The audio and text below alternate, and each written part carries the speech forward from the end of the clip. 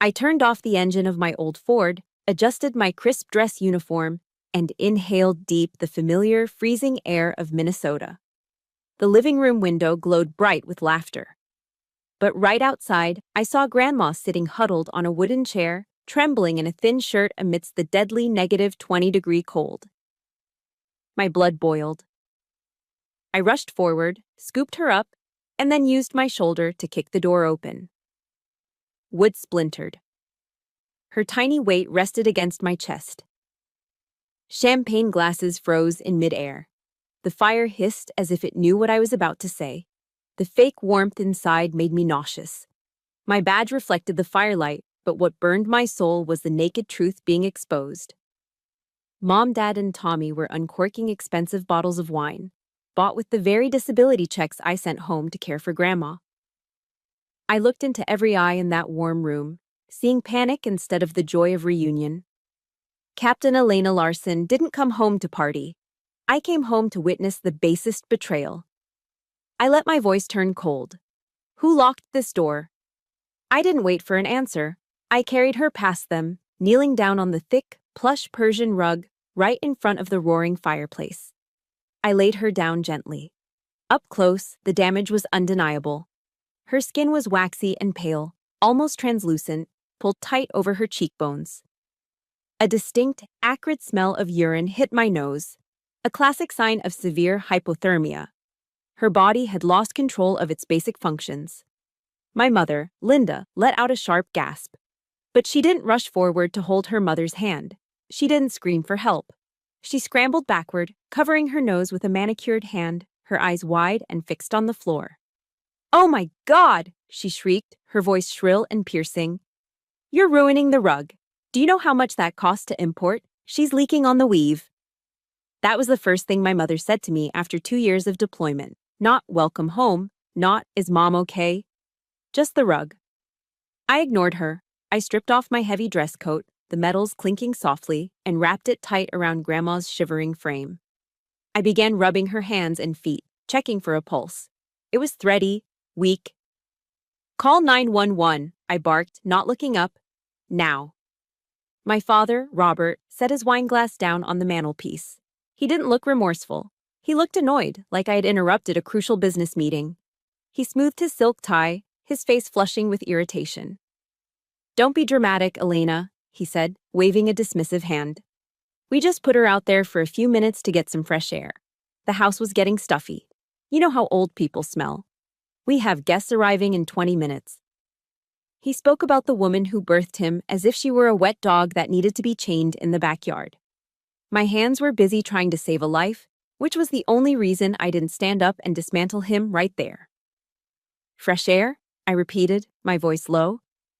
"It is -20 degrees, Dad. That's not fresh air. That's a death sentence."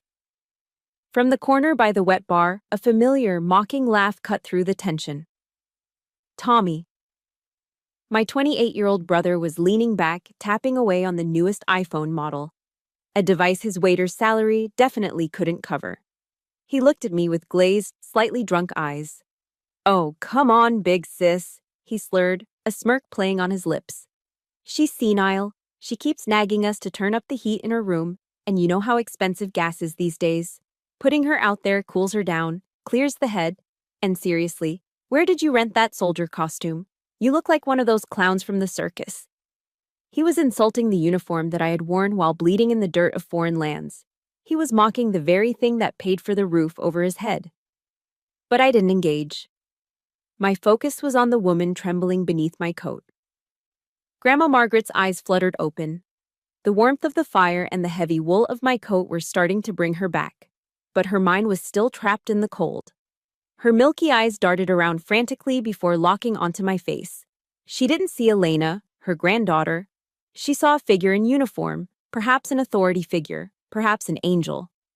She flinched violently, curling into a fetal position, trying to make herself as small as humanly possible. "I'm sorry. I'm so sorry, ma'am," she whispered, her voice cracking like dry leaves. "I know I smell. Please don't hit me. I'll go back outside. Just don't hit me." The words hit me harder than any shrapnel ever could. Don't hit me. My heart shattered in my chest. What had they done to this proud, strong woman to make her this terrified? I pulled her close, wrapping my arms around her frail body, burying my face in her silver hair as hot tears finally spilled over. "No one is going to hit you, Grandma," I promised, my voice fierce and shaking. "I swear it." Outside, the faint wail of sirens began to rise in the distance, cutting through the winter night. The war had just begun. I stood up. My shadow stretched long across the Persian rug, casting a dark silhouette over the three people standing by the fireplace. The warmth of the fire was behind me now, but the ice in my veins had spread to every inch of my body. "I have already called the police," I announced. My voice was calm, a stark contrast to the storm raging inside me. My mother, Linda, let out a screech that sounded more like a wounded animal than a human being. The crystal champagne flute in her hand slipped from her fingers. It hit the hardwood floor just off the edge of the rug, shattering into 1,000 glittering shards. "Are you insane, Elena?" she screamed, her face twisting into a mask of pure panic. "Tonight is Christmas Eve. Councilman Miller and his family are going to be here in less than 30 minutes. Do you want to destroy the reputation your father and I have spent years building?" She didn't ask if Grandma was breathing. She didn't ask if she needed an ambulance. She was worried about a local politician and her holiday party. She lunged at me, her hand raised high. It was an old reflex, a motion I had seen 1,000 times in my childhood whenever I spoke out of turn. But I wasn't 12 years old anymore. I was a United States Army captain. I caught her wrist in midair. I didn't squeeze hard, just enough to stop her momentum dead. The shock on her face was almost comical. She gasped, her eyes bulging, realizing for the first time that the power dynamic had shifted permanently. I held her gaze for a second, letting her see the contempt in my eyes, before I released her hand with a sharp shove. My father, Robert, stepped forward then, trying to inflate his chest, attempting to summon the authority of the patriarch, a role he played terribly. "Let go of your mother," he bellowed, adjusting his silk tie nervously. "You go off to play soldier for a few years and think you can come back here and run my house? I am your father. This is my house." I let out a short, dry laugh. It sounded harsh in the quiet room. "Your house?" I asked, stepping toward him. He instinctively took a step back. "Really, Dad? Is that a fact?" "Because according to my bank statements, I am the one who has paid the mortgage for the last 24 months. I am the one who paid for the new roof last October. And I am the one who paid for this central heating system, the same system you are currently using to warm your ego while your mother froze to death on the porch." I took another step. He retreated again, bumping into the mantel. The cowardice in his eyes was pathetic. "We manage the funds," he stammered, his bravado crumbling. I turned my back on him, scanning the room. My eyes landed on the side table near the humidor. There, tossed carelessly next to a half-empty bottle of scotch and a cutter for expensive cigars, was a small velvet box. My bronze star. The medal I had mailed home for safekeeping. They hadn't even bothered to put it on a shelf. It was sitting there like a coaster. But I wasn't looking for medals. "Where are her pills?" I demanded, my voice dropping an octave. "Where is her heart medication? I don't see the bottles on the counter." My mother averted her eyes, suddenly finding a spot on the wall very interesting. It was Tommy who answered, leaning against the bar with that arrogant smirk still plastered on his face. "The doctor said those pills were getting too expensive," Tommy said, swirling the ice in his glass. "And honestly, she's 82, Elena. It's not like they were going to make her live forever. We switched her to some herbal supplements, much more natural. And it saved us a ton of cash to, finally start the remodel on the kitchen." The room went silent. I felt a wave of nausea roll over me. "Herbal supplements?" I repeated. "I send $3,000 home every single month. Her medication costs $500. You cut her life-saving medicine to remodel a kitchen?" I looked at them, really looked at them. My mother's face was caked in layers of expensive makeup. My father's suit was tailored Italian wool. And Tommy was wearing a pair of brand new Air Jordans that I knew retailed for over $200. Every stitch of clothing they wore, every drop of liquor they drank, was bought with the blood money I earned in a war zone. And the cost was my grandmother's life. If you have ever felt the burn of betrayal by those you trusted, you know exactly how my heart was beating in that moment. If you stand with me and believe that family is about love, not exploitation, please hit that like button right now. And do me a favor. Drop the word justice in the comments if you want to see these people pay for what they did. I looked at my family, and for the first time, I didn't see my flesh and blood. You aren't a family, I said, my voice quiet and deadly, like the click of a safety coming off a rifle. You are parasites. You have been feeding on me and on her for years. My father opened his mouth to speak, but I cut him off. But lucky for you, I whispered, I just brought home the insecticide. At that exact moment, the wail of sirens that had been a distant hum suddenly exploded into clarity. Red and blue lights flashed through the front window, slicing through the artificial warmth of the room, tearing apart the comfortable lie they had been living in. The police were here, and the party was over. A heavy, authoritative pounding echoed from the front door, vibrating through the tense silence of the living room. It wasn't the polite knock of a holiday guest, it was the demand of law enforcement. I had texted Sergeant Mike Ruiz the second I saw Grandma on the porch. He was one of the few people in this town I still trusted. Open up! Mike's voice boomed from outside. My father, Robert, scrambled backward, his face draining of color. Panic replaced his earlier arrogance. Don't open that, Elena. Tell them it was a mistake. Tell them we're fine. I didn't even look at him. I walked straight to the door, unlatched the deadbolt, the casing of which I had already splintered when I kicked it in, and pulled it open. The freezing wind rushed in again, but this time it brought justice with it. Mike Ruiz stepped inside, flanked by 2 patrol officers. He shook the snow off his uniform, his eyes scanning the room for threats before landing on the huddle by the fireplace. Mike had grown up 3 houses down. He used to shovel Grandma's driveway for free when we were kids, just because she gave him homemade oatmeal cookies. He looked at Grandma, shivering on the rug, smelling of urine and neglect. Then he looked at my parents in their finery. His expression shifted from professional concern to sheer, unadulterated disgust. Paramedics are 30 seconds out, Mike said, his voice tight. He motioned for the other officers to secure the room. While the EMTs rushed in with their gear and began tending to Grandma, checking her vitals and wrapping her in thermal blankets, I turned my attention to the dining table. I wasn't done. The physical abuse was obvious, but I needed to find the motive. I walked over to where Tommy was sulking in the corner. I grabbed his left wrist and yanked it up. Hey, watch it, he yelped. I stared at the heavy gold watch on his arm.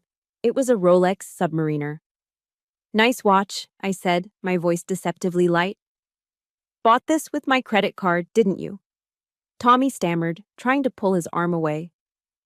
You said I could have some pocket money while you were deployed. For emergencies. I unclasped the watch from his wrist and held it up to the light. Pocket money? I asked. This is a $12,000 timepiece, Tommy. Do you know where I got $12,000? I didn't wait for an answer. I turned and hurled the watch against the brick fireplace. It shattered with a satisfying crunch of metal and sapphire glass. My mother screamed, but I ignored her. That was my hazard pay, I said, pointing a shaking finger at him. That is the bonus the army gave me for surviving an IED explosion in Syria that killed 2 of my friends. You are wearing my blood money on your wrist to impress girls at the dive bar. The room fell deadly silent. Tommy looked at the broken pieces of the watch, then at me, terror finally dawning in his eyes. I turned to the liquor cabinet. I knew exactly where Dad kept his important papers. I pulled open the bottom drawer and grabbed a thick manila folder.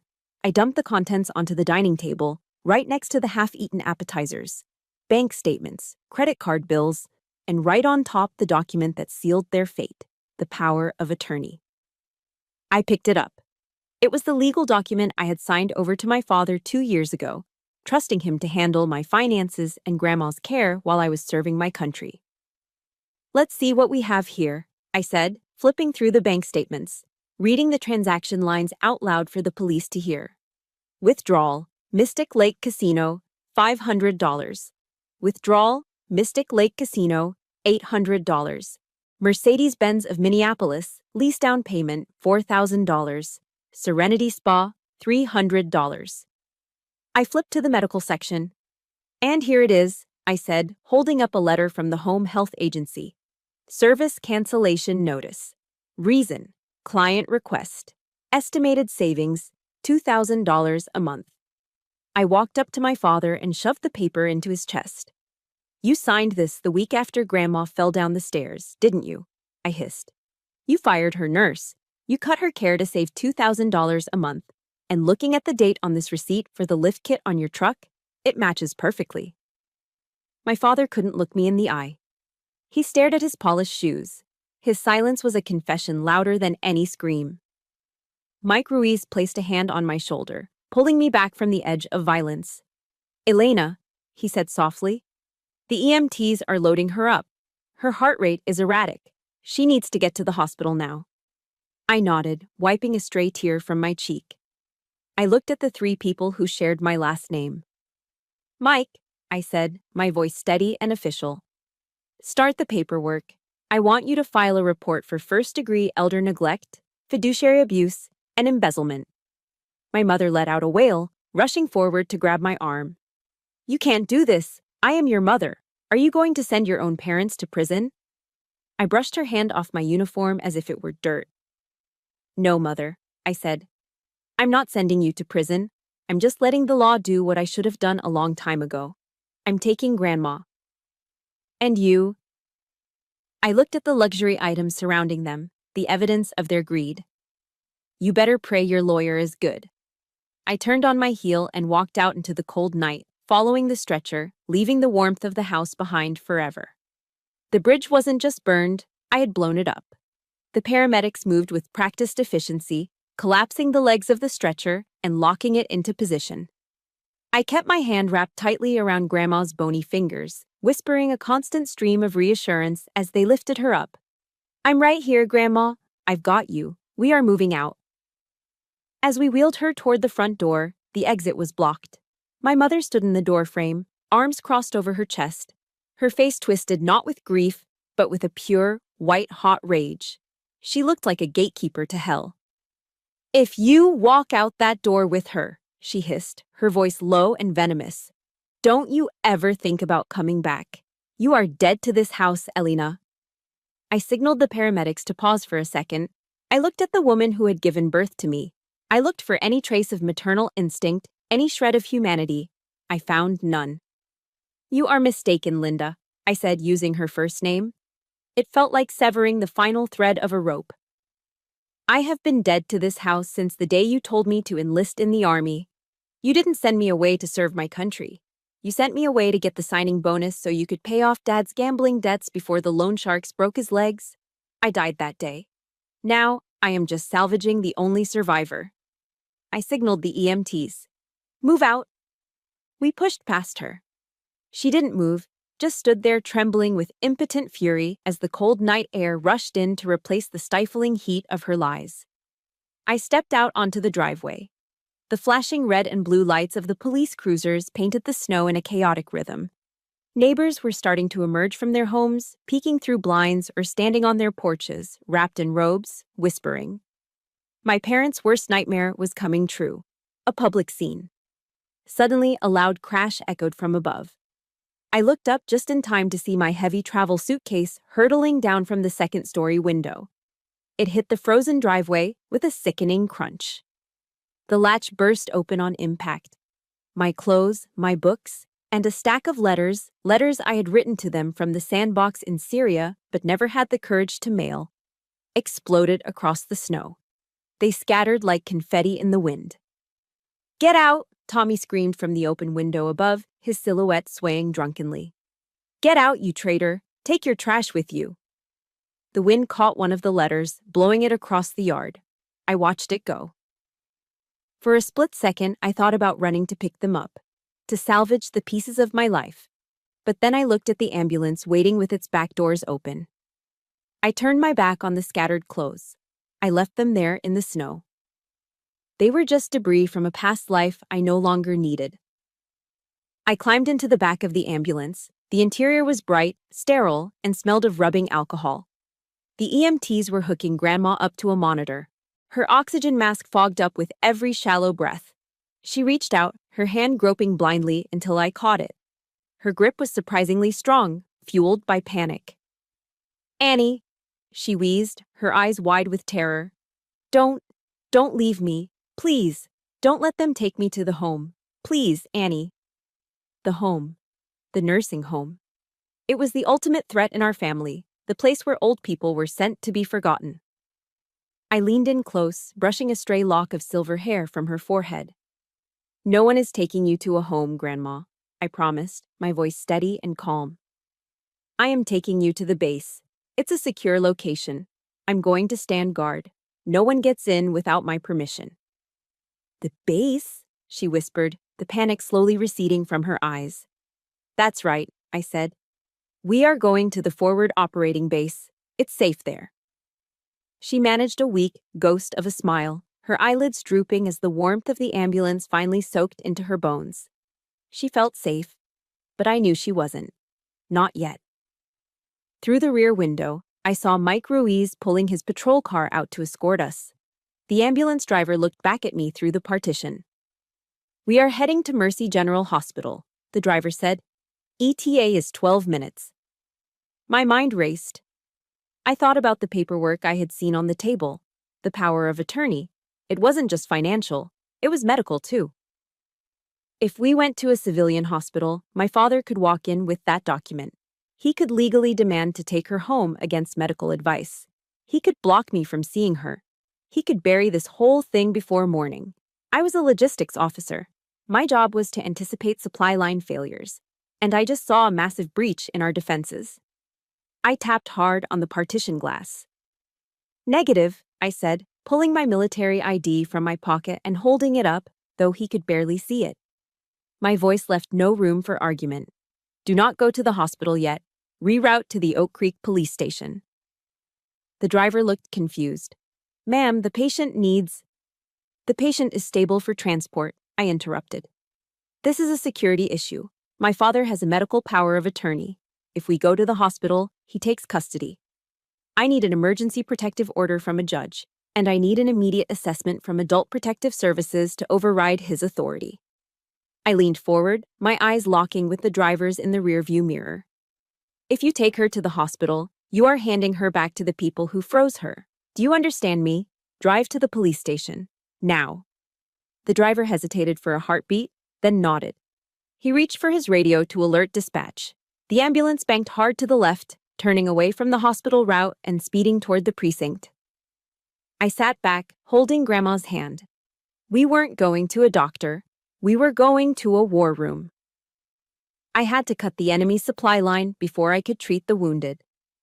The Oak Creek police station was deserted on Christmas Eve, save for the dispatch officer humming to a radio tune and the low, constant buzz of the heating vents. It smelled of floor wax and stale coffee that had been sitting in the pot since the morning shift. We bypassed the sterile holding cells and took Grandma straight to the employee break room. It was the warmest room in the building, filled with mismatched chairs and a vending machine that hummed in the corner. Mike Ruiz disappeared for a moment and returned with a thick wool blanket and a styrofoam cup steaming with hot cocoa. He'd even managed to find a packet of marshmallows. "Here you go, Mrs. Graham," Mike said, his voice dropping to a gentle, respectful tone that was miles away from the shouting police officer I had seen at my parents' house. "Drink this. It will warm you up from the inside." Grandma sat in the corner of the worn-out sofa, her hands trembling so violently that Mike had to help her guide the cup to her lips. She took a small sip, and the steam fogged up her glasses. Her eyes, still clouded with confusion, widened slightly as the sweetness hit her tongue. "Thank you, officer," she whispered, her voice sounding small and fragile in the quiet room. "At home, they don't let me have this. They say sugar makes me wet the bed. They say it ruins the mattress." The innocence of her statement hung in the air like toxic smoke. She wasn't complaining, she was just stating a fact of her daily existence. She had been denied a simple cup of cocoa because her own daughter viewed her bodily functions as an inconvenience to the furniture. Mike stood up abruptly and turned away, pretending to check the coffee pot. But I saw him wipe his eyes. I stared at the floor, my hands balling into fists so tight my nails dug into my palms. 10 minutes later, a woman named Sarah from Adult Protective Services arrived. She was brisk, professional, and carried a clipboard that looked like a weapon. "Captain Larson, I need you to help me remove her wet clothing so we can document her physical condition," Sarah said. I nodded, stepping forward. "It's okay, Grandma. We just need to get you into something dry." Grandma flinched when I reached for the hem of her sweater, but she let me lift it. When the thin fabric peeled away from her skin, I had to bite my lip hard enough to taste blood to keep from screaming. Her body was a map of cruelty. Her ribs protruded sharply against her pale skin, a clear sign of severe malnutrition. But it was the bruises that made the room spin. They were everywhere. A kaleidoscope of purple, black, and yellow, marking injuries old and new. "This one here," Sarah said, her voice devoid of emotion as she pointed to a distinct set of bruises on Grandma's upper arm. "See the spacing? 3 fingers on one side, a thumb on the other. This is a grab mark. Someone grabbed her here, hard, and dragged her." I looked at the bruise. I knew that grip. I knew the size of that hand. It was the same hand that wore a platinum wedding ring, my father's hand. "And this," Sarah continued, moving down to Grandma's left leg. She rolled up the damp pant leg, revealing a jagged, angry-looking gash running down her shin. The skin around it was red and swollen with infection. It had been crudely bandaged with a paper towel and duct tape. "This is a deep laceration," Sarah noted, snapping a photo with her tablet. "It needed stitches weeks ago. How did this happen, Mrs. Graham?" Grandma shrank back into the sofa, pulling her leg away. "It was an accident," she stammered, her eyes darting to me. "Tommy, he was watching the game, the Sunday game. He said I was walking too slow. I was blocking the television. He pushed the coffee table to get me to move." I felt like my chest was being crushed by a tank. Tommy, my little brother. The boy I used to carry on my back when we played in the park. He had shoved a heavy table into an 82-year-old woman because she blocked his view of a football game. I pulled out my phone. My hands were steady now, fueled by a cold, clinical rage. Click. A photo of the grab mark. Evidence. Click. A photo of the infected leg. A verdict. The door opened and Mike walked back in. He was holding a thick file folder, and the softness was gone from his face. He looked like a cop now. "Elena," he said, placing the file on the break room table. "I ran a quick check on the address. In the last 2 years, there have been 0 911 calls from your parents' landline or cell phones."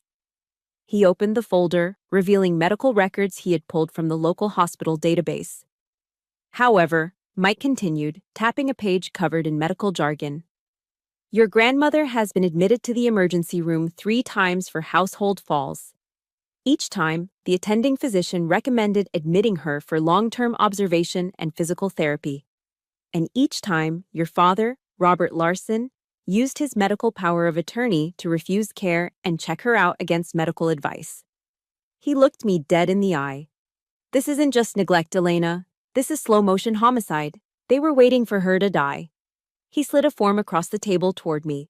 It was an emergency protective custody order. "If you sign this," Mike said, "it strips your father of his legal authority immediately. It places Mrs. Graham under the protection of the state and into your temporary custody. But once you sign it, there is no going back. Your parents will face felony charges. We are talking 5 to 10 years in state prison." I looked at the paper. I looked at Grandma, who was blowing on her cocoa, looking more peaceful than she had in years. I didn't hesitate. I picked up the pen. I wasn't signing a complaint against my parents. I was signing a treaty of protection for an innocent citizen of the United States. The scratch of my pen against the paper sounded loud in the quiet room. It was the sound of a daughter becoming a soldier again. "File it, Mike," I said, handing the paper back. "And get ready, because they aren't going to go down without a fight." My phone began to vibrate against the metal surface of the break room table. It buzzed aggressively, like an angry hornet trapped in a jar. The screen lit up with a photo I hadn't changed in years. A picture of my mother smiling at a garden party, looking perfect and completely fake. I didn't pick it up immediately. I looked at Mike Ruiz and Sarah from Adult Protective Services. "You both need to hear this," I said. "This is what gaslighting sounds like." I tapped the green icon and hit the speakerphone button. "Elena!" My mother's voice shrieked through the tiny speaker, distorted by hysteria. "What are you doing? The police just called your father. They said he is under criminal investigation. Are you trying to kill me? Is that what you want?" "My chest is tightening, Elena. I'm having a heart attack right now." Sarah, the social worker, raised an eyebrow. She had seen this act 1,000 times. I leaned over the phone, my voice calm and devoid of sympathy. "You're having a heart attack, Mother?" I asked. "Have you called 911? Or do you need me to come back and dial the number for you, since you seem capable of screaming just fine?" There was a split second of silence on the other end. The sobbing stopped instantly. The fragile victim vanished, replaced by the viper I knew so well.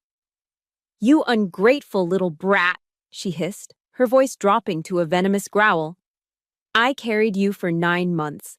I gave you life, and this is how you repay us? By destroying our Christmas." "You didn't give me life, Linda," I said. "You gave me a debt to pay off."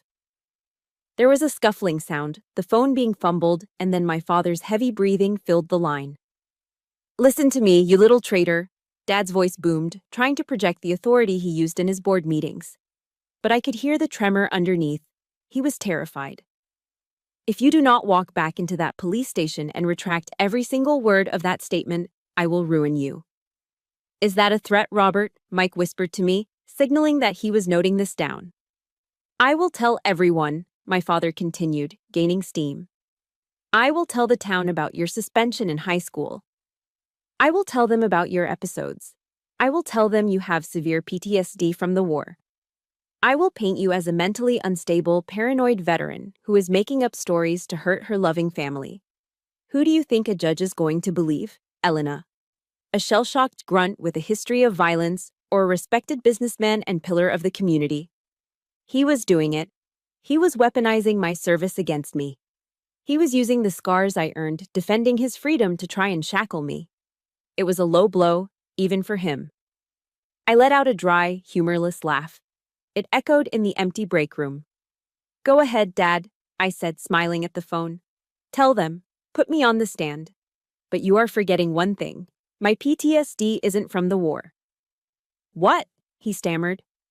"My military psych evaluation," I said, enunciating every word clearly. "The doctors at the VA and the Army psychologists have a very thick file on me. And do you know what the conclusion is? My trauma didn't start in a trench in Syria. It started in a living room in Minnesota. My complex PTSD is documented as a result of prolonged childhood emotional abuse and domestic instability. My medical records will be Exhibit A in court, Dad. They don't prove I'm crazy. They prove you are a monster." The silence on the other end was heavy, filled only by the sound of ragged breathing. I had struck the fatal blow. "And you know what else?" I added, twisting the knife. "The Army trusts me with classified intelligence. The courts trust me with a badge. You're just a wife-beater hiding in a $3,000 suit." "We are coming down there." It was Tommy's voice now, slurring and screaming from the background. "You wait right there. I'm going to smash that station to pieces. I'm going to—" I tapped the red button, ending the call.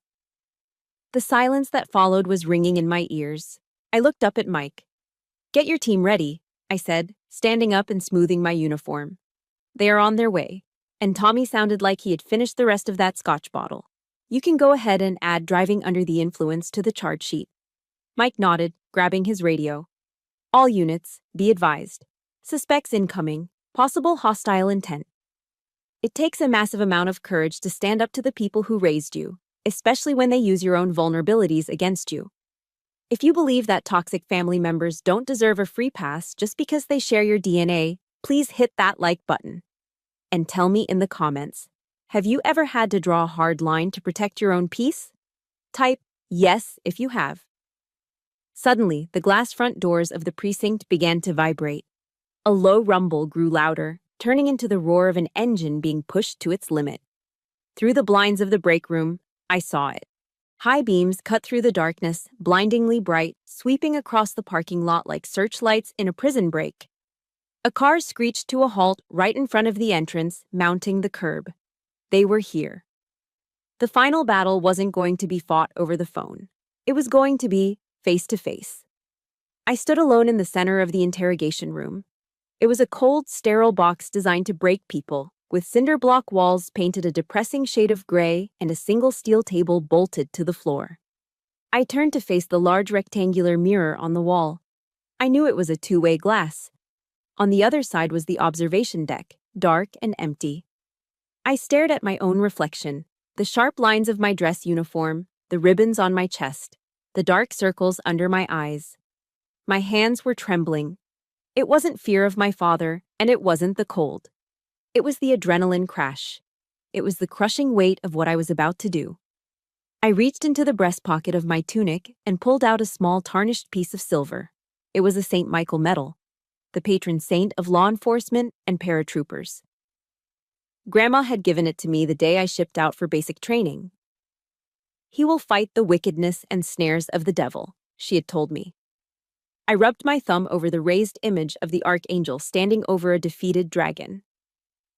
"Lord," I whispered to the empty room, my voice barely audible over the hum of the ventilation system.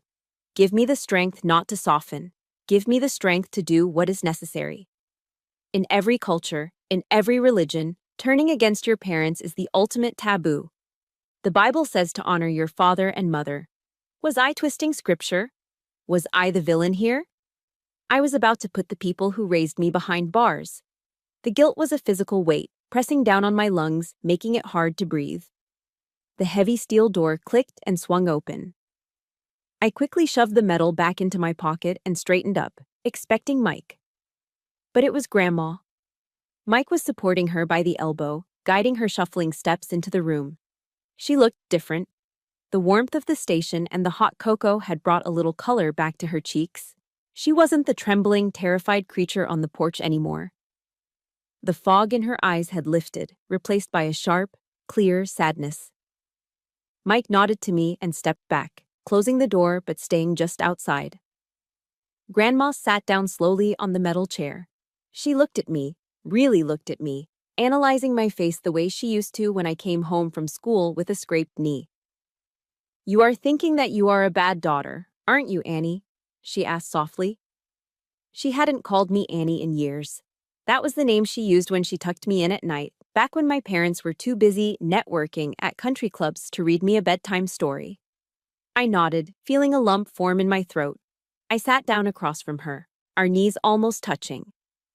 "They are my parents, Grandma," I said, my voice cracking. "I know they are cruel. I know they are selfish. But stripping them of everything, sending them to prison, am I being too harsh? Am I being evil?" Grandma reached out and took my hand. Her skin was paper-thin, spotted with age and bruises, but her grip was surprisingly warm. "Annie, look at me." I lifted my head. Her eyes were bright, fierce with a wisdom that only comes from 8 decades of living. "Forgiveness is God's business, child. It is not yours. Not tonight." She squeezed my hand. "Our job on this earth is not to enable sin. It is to stop it. If you let them walk away tonight, if you let them take me back to that house, you are not loving them. You are helping them destroy their own souls. You are becoming an accomplice to their cruelty." She paused, taking a breath that rattled slightly in her chest. "Do you remember when you were 10? She asked. "Your father came home angry because he lost a contract. He took off his belt. He was coming for you." I flinched. The memory was vivid. The smell of scotch on his breath. The sound of leather snapping. "I remember," I whispered. "I stood in the doorway," Grandma said. "I told him that if he wanted to touch you, he would have to go through me first. I didn't do it because I hated your father. I did it because I loved him too much to let him become a monster who beats his child." She leaned forward, her gaze intense. "Now, the tables have turned, Annie. You are the one standing in the doorway. You aren't punishing them. You are stopping them." That is the greatest act of love you can give them right now. You are stopping them from adding murder to their list of sins." Her words were like a strong wind blowing away the smoke of my doubt. The guilt evaporated, replaced by a steel resolve. She was right. A soldier doesn't fight because he hates what is in front of him. He fights because he loves what is behind him. I lifted her hand to my lips and kissed her bruised knuckles gently. "I understand," I said. "I will be your shield, Grandma, just like you were mine." Suddenly, a commotion erupted from the front of the station. It started as a dull roar, then escalated into shouting. I could hear the heavy thud of the main doors being thrown open against the wall. I heard Tommy's drunken slurring and my mother's shrill, demanding voice echoing down the hallway. "Where is she? I demand to see the sheriff. Get your hands off me." The silence of the interrogation room shattered. The storm had made landfall. I stood up slowly. I checked my reflection in the mirror one last time. The scared daughter was gone. The uncertain girl was gone. I reached up and buttoned the top button of my dress tunic, securing it tight against my throat. It was a small gesture, but to a soldier, it meant one thing. I was buttoning up for battle. "Stay here, Grandma," I said, my voice steady and commanding. "Mike will keep this door locked." I turned and walked toward the chaos. Captain Larson was ready to engage. The double doors of the precinct lobby flew open with a violence that shook the glass panes in their frames. A blast of freezing air rushed in, carrying with it the smell of expensive cologne and cheap scotch. My family had arrived. Tommy was the first through the breach. He stumbled, catching himself on the doorframe, his face flushed a deep, blotchy red. He wasn't just tipsy, he was completely wasted. He scanned the room with bleary, aggressive eyes until he spotted me standing near the intake desk. "Where is she?" Tommy screamed, his words slurring together. He pointed a wavering finger at me. "Give us the old hag back. You think you can just kidnap her?" He lunged forward, ignoring the clearly marked "Authorized Personnel Only" sign on the floor. "Sir, stop right there," a patrol officer barked, stepping into his path. "Get out of my way," Tommy yelled, shoving the officer. "Do you know who my father is?" That was the wrong move. In less than a second, the officer swept Tommy's legs out from under him. My brother hit the linoleum floor with a heavy, wet thud that made me wince. Before he could even process the pain, 2 officers were on top of him, twisting his arms behind his back. Click. The sound of handcuffs ratcheting tight cut through his incoherent screaming. "Thomas Larson," Mike Ruiz announced, his voice booming over the commotion. "You are under arrest for disorderly conduct, assault on a police officer, and suspicion of driving under the influence." My parents froze in the doorway. The sight of their golden child, the boy who could do no wrong, the boy they had coddled and protected from every consequence his entire life, being pressed face first into the dirty floor of a police station seemed to short-circuit their brains. My father's jaw dropped. The arrogant rage vanished, replaced by sheer shock. But my mother, Linda, recovered quickly. She didn't rush to help Tommy. She rushed at me. She threw herself onto her knees in the middle of the lobby, grabbing the hem of my trousers, putting on a performance worthy of an Academy Award. "Elena, what are you doing?" she wailed, her voice echoing off the cinder block walls. She looked around wildly, checking to see if the other officers were watching her tragic display. "He is your baby brother. He has a bright future. How can you ruin his life like this? He's just a boy." I looked down at her. I felt nothing. No pity, no guilt, just a cold, hard clarity. "He is 28 years old, Mother," I said, my voice flat. "He's not a boy. He's a grown man who just drove drunk to a police station to assault his sister. I didn't ruin his future. He did." "You monster!" she shrieked, dropping the act instantly and scrambling to her feet, her face twisting into a snarl. "I should have—" "Robert." The voice was soft, but it stopped the room cold. The heavy steel door behind me opened. Grandma stood there. She hadn't stayed in the room like I told her. She had walked out, leaning heavily on the doorframe, still wrapped in the gray police blanket. My father's eyes lit up with a desperate, pathetic hope. He saw his escape route. He rushed toward the partition, gripping the counter. "Mom!" he pleaded, sweat beading on his forehead. Mom, thank God. Tell them. Tell these officers this is all a misunderstanding. Tell them you wanted to go outside. Tell them you locked yourself out by accident. We can go home. We can fix this. The room went silent. The officers watched. I watched. My father was asking the woman he had nearly killed to lie for him. He was asking his victim to save him from the consequences of his own cruelty, just like she had probably done 1,000 times before. Grandma looked at him. She looked at the son she had raised, the man she had protected from my grandfather's temper, the man she had given her home to. She shook her head slowly. It was a small movement, but it carried the weight of a judge's gavel. No, Robert, she said. Her voice wasn't shaking anymore. I did not lock myself out. You locked that door. You watched me through the window. Mom, please, he begged, his voice cracking. You locked the door to the house, she continued, staring right through him. And tonight, you locked the door on us. You are not my son anymore. You are just a man who hurt me. My father recoiled as if she had slapped him. Mike Ruiz stepped forward, flanked by 2 deputies. He wasn't smiling. He wasn't friendly. He was the arm of the law. Robert Larson, Linda Larson, Mike said, pulling a folded warrant from his belt. I have an emergency warrant for your arrest on charges of first-degree elder abuse, neglect of a dependent adult, and financial fraud. You can't do this, my father sputtered, backing away until he hit the wall. I know the mayor. We play golf on Sundays. I will have your badge for this. Mike didn't even blink. He reached for his handcuffs. The mayor actually just called me Mr. Larson, Mike said calmly. He saw the preliminary report. He told me to tell you that he is very disappointed. Turn around, hands behind your back. My mother started screaming again, a high-pitched sound of denial as a female officer spun her around and cuffed her wrists. My father slumped against the wall, defeated, offering no resistance as the steel cuffs clicked shut around his wrists.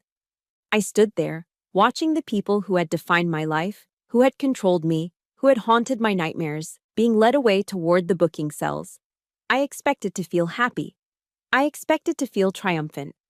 But as the heavy security door buzzed open to swallow them into the system, I didn't feel joy. I felt a massive, crushing weight lift off my shoulders. The air in the room suddenly felt lighter. The constant, low-level anxiety that had hummed in my background for 30 years simply vanished. The nightmare hadn't just faded away with the morning light. I had ended it. Grandma looked at me and offered a tired, small smile. I walked over and put my arm around her. It's over, Grandma, I whispered. They can't hurt us anymore. Bad news travels fast in a small town, but scandal travels at the speed of light.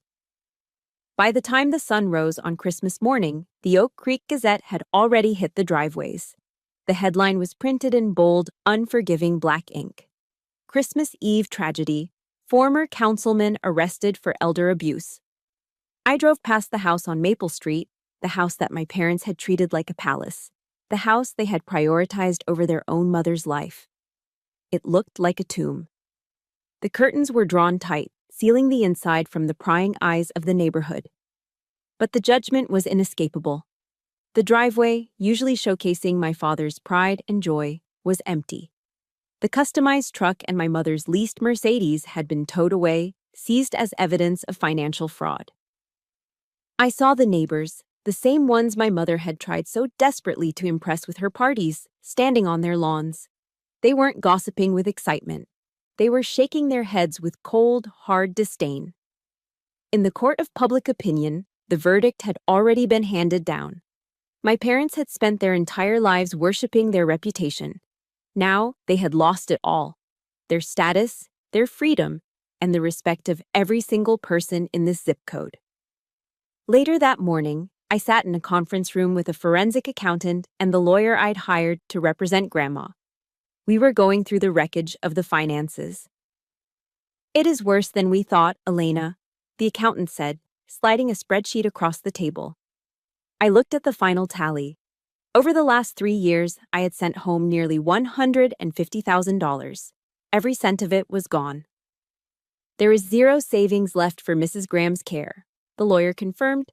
The account is overdrawn. I felt a hollow ache in my chest. That money was supposed to be her safety net. Instead, it had been converted into toys for selfish adults. I looked at the asset list the police had compiled from the house. Tommy owned 3 motorcycles, 2 dirt bikes, and a cruiser, all registered in my father's name to hide the assets. My mother's closet contained a collection of designer handbags, Chanel, Louis Vuitton, Hermes, that was appraised at $40,000. I looked at those numbers and laughed, a dry, bitter sound. Sell them, I ordered. Liquidate everything. The bikes, the bags, the jewelry, the furniture. Sell it all. That will take time, the lawyer warned. I don't care, I said. Every penny we get goes into a trust for Grandma's medical bills. They wanted to live in luxury while she rotted. Fine. Now their luxury will pay for her recovery. That afternoon, I made the trip to the county jail. I needed to sign the formal deposition regarding the financial theft. The visiting area smelled of industrial bleach and despair. When the guard brought my parents out, I almost didn't recognize them. Without the expensive suits, the hair dye, and the layers of makeup, they looked ancient. They looked small. My father refused to look at me, staring at the table, but my mother, Linda, pressed her face against the plexiglass divider. Her eyes were red and swollen. Elena, she sobbed, her voice tinny through the intercom phone. Please. You have to post bail. It's Christmas. You can't leave us in here with these criminals.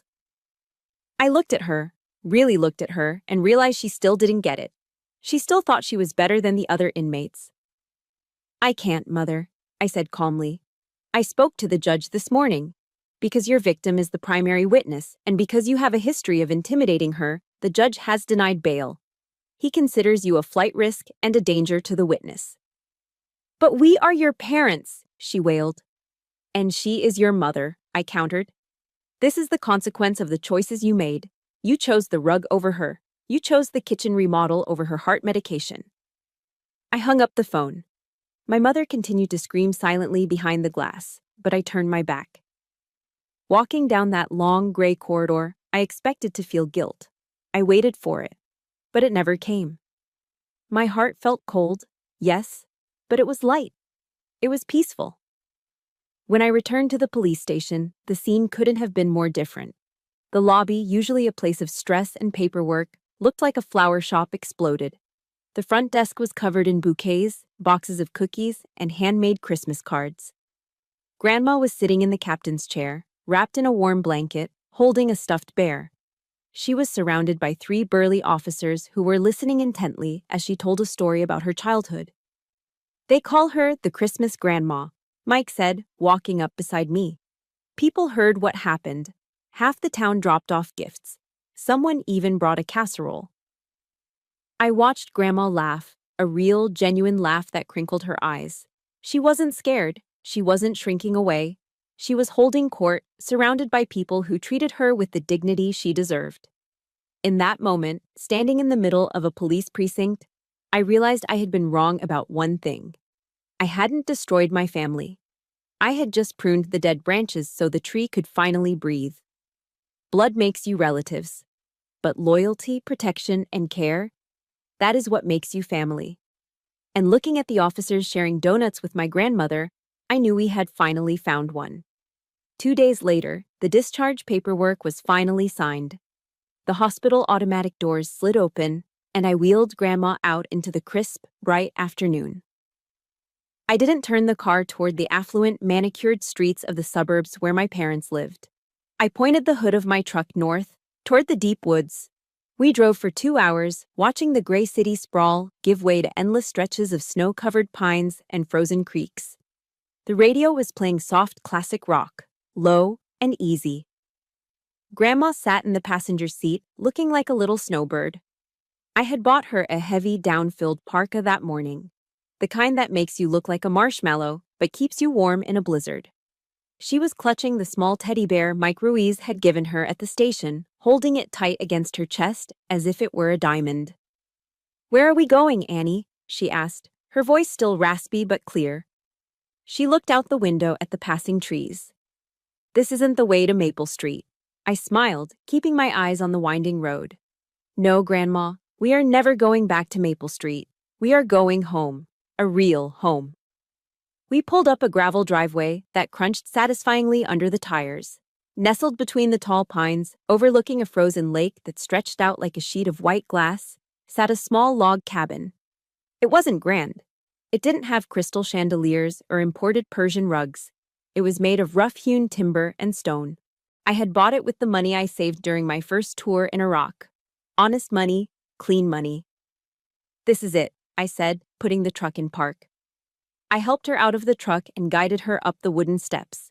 Before I could even get the key in the lock, I heard a familiar bark from inside. I opened the door, and a 70-pound ball of golden fur launched himself at us. "Buster, down!" I laughed. My golden retriever, who had been looked after by a neighbor while I was dealing with the crisis, skidded to a halt. His tail wagged so hard his entire back half wiggled with it. He looked at Grandma, sniffed her hand gently, and then immediately pressed his head against her leg, whining softly. Grandma froze for a second, then reached down and buried her fingers in his soft fur. She giggled. It was a light, bubbly sound I hadn't heard in 20 years. "Hello, you big lug," she cooed. I led her inside. The cabin smelled of cedar and pine. I settled her into the big leather armchair and went straight to the stone hearth. Unlike the gas fireplace at my parents' house, that fake, instant flame that offered no soul, this was real. I stacked seasoned oak logs and struck a match. Within minutes, a genuine fire was roaring, popping and crackling, filling the room with a deep, penetrating heat that soaked right into your bones. I went to the kitchen and ladled out 2 big bowls of homemade chicken noodle soup I had prepared earlier. We sat by the fire, Buster resting his chin on Grandma's slipper. She ate hungrily, spooning the broth without her hands shaking. The fear that had defined her existence for so long was melting away, replaced by the orange glow of the firelight. The bruises on her face seemed to fade in the soft illumination. "Look, Grandma," I said, pointing to the mantel above the fire. She looked up and gasped. Hanging there were 2 red wool stockings. One was embroidered with Annie.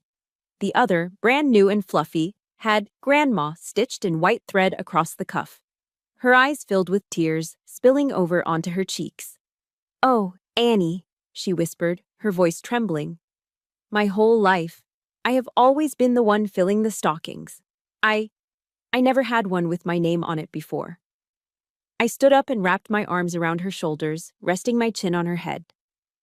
"Well, things are different now," I said softly. "From now on, you will always have a stocking, and I promise you, it will always be full." She leaned back into me, closing her eyes and letting out a long, contented sigh. It was the sound of a woman who had finally put down a heavy load after walking for miles. Later that night, after Grandma had fallen asleep in the guest room with Buster snoring on the rug beside her bed, I stood by the large window in the living room. The moon was high, casting a silver path across the frozen lake. It was quiet, peaceful. I began to unbutton my dress uniform. I took off the tunic, heavy with ribbons and medals, and hung it carefully on the coat rack. I ran my hand over the fabric one last time. The war back at the house on Maple Street was over. The lawyers would handle the rest. I had lost my parents. I had lost my brother. I had lost the house I grew up in. But as I looked toward the bedroom where my grandmother was sleeping safe and warm, I knew I had won the only battle that mattered. I thought about the oath of enlistment I took when I was 18. I, Elena Larson, do solemnly swear that I will support and defend the Constitution of the United States against all enemies, foreign and domestic. For years, I thought the enemy was across the ocean. I thought the trenches were made of dirt and sand. But sometimes the enemy is in your own living room, holding a glass of champagne while someone freezes on the porch. I had faced the domestic enemy, and I had held the line. "Mission accomplished," I whispered to the silent, snowy night.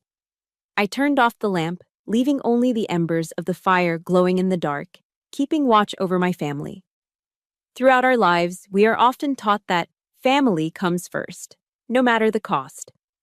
But the most valuable lesson I learned on that frozen porch is that family is defined by action, not by blood. True loyalty belongs to those who protect you, not those who harm you.